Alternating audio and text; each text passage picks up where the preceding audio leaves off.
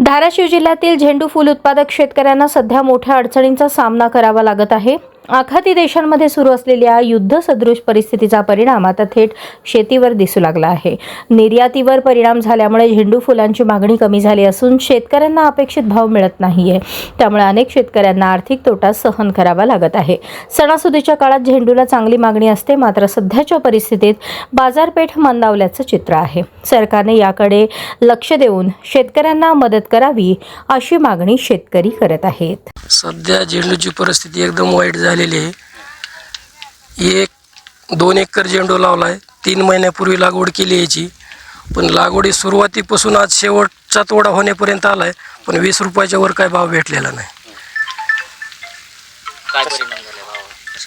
मागणी की सध्या या आर्टिफिशियल फुलामुळे चौकट मागणी कमी झाली आणि त्याच्यात आणखी येऊन शेवटच्या युद्धाचं संकट ठेपलं म्हणून सांगायलेत। वरी जी आतापर्यंत अशी परिस्थिती कधीच नव्हती।